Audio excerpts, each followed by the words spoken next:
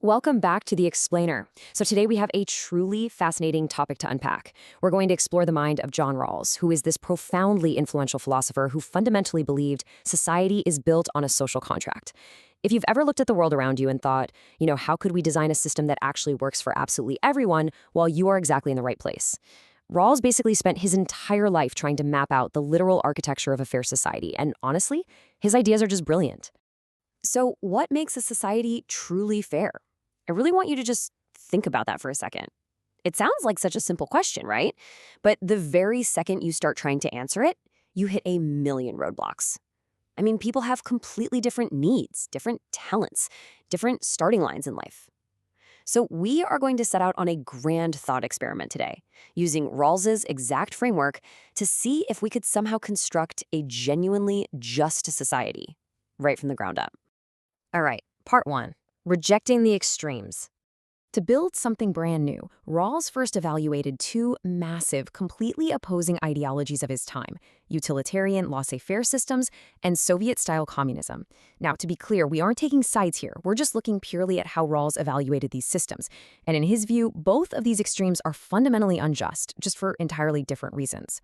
So Rawls first dismantled utilitarianism. The classic idea of seeking the greatest happiness for the greatest number. Sounds pretty great on paper, doesn't it? But Rawls points out a massive blind spot here. It achieves that majority happiness by pretty much entirely neglecting the rights and interests of the minority. Plus, he argued that a laissez-faire utilitarian system just naturally concentrates wealth and income in the hands of a very small group. And when that happens, it actively deprives everyone else of the basic means necessary to even compete fairly for desirable offices and positions. It basically rigs the whole game. On the flip side, Rawls was equally critical of Soviet-style communism. He argued that this system is just fundamentally incompatible with our most basic human liberties. You literally cannot have a fair society if you're stripping away essential freedoms. And interestingly, much like his critique of laissez-faire systems, he noted that communism also fails to provide everyone with a genuinely fair and equal opportunity to obtain those desirable positions. So yeah, for Rawls, neither extreme really passes the test of true justice. Okay, moving right along to part two, the components of justice.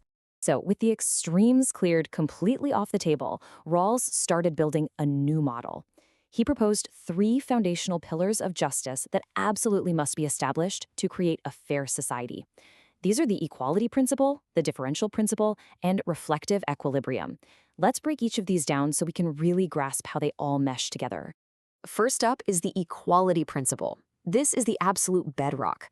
It states that decision makers must consider that absolutely all people have equal rights in all spheres of life.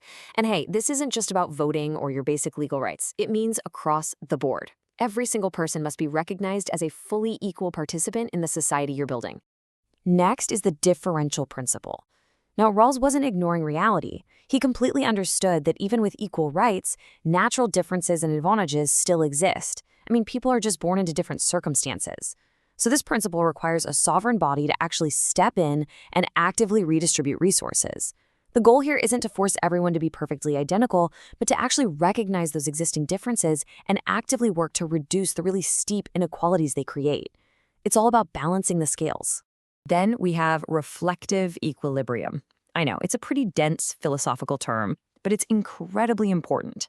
It simply means decision makers absolutely cannot be outsiders. Fair rules can't just be imposed on you by a completely separate, disconnected group. The participants themselves have to willingly arrive at these rules, these agreements and norms by using their own free will and, crucially, having full knowledge of what they're actually agreeing to. Which brings us to the really fun part. Part 3, the veil of ignorance. Okay, so we have our three components, but here is the biggest hurdle in all of political philosophy. How do you genuinely ensure that when you create laws, you are being truly moral? Imagine the sheer unbelievable difficulty of trying to write the rules of society without letting your own self-interest or your bank account balance or your specific class bias get in the way. It's almost literally impossible for humans to completely detach from looking out for number one. To solve this seemingly impossible problem, Rawls introduced a totally brilliant concept, the veil of ignorance. This hypothetical scenario is his ultimate method for determining the morality of political issues. He proposed this strict veil that rulemakers absolutely must follow when designing any law or agreement for their society. Let's walk through how this powerful little thought experiment actually works. Under the veil of ignorance, you are tasked with designing the exact society you're going to live in. But here is the catch, and it's a big one. You know absolutely nothing about your own talents and abilities. You don't know your personal tastes, you don't know your social class, and you have no idea whatsoever what position you will hold in the social order once you finally enter it. I mean, you could be a billionaire, or you could be completely destitute.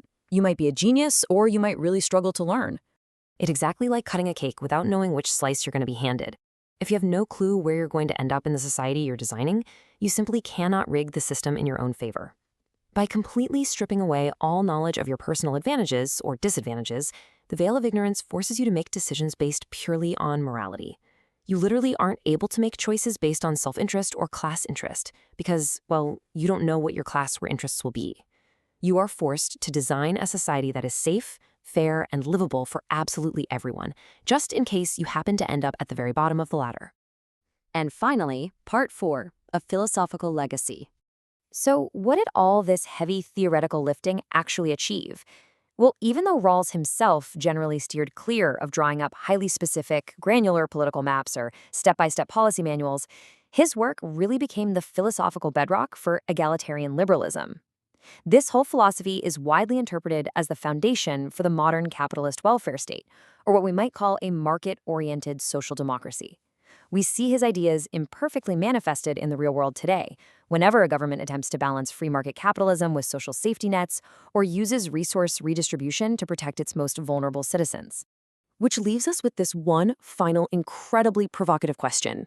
If you were placed behind the veil of ignorance right now today, knowing absolutely nothing about who you would be, how much money you'd have, or what specific talents you would possess, would you agree to the rules of our current society?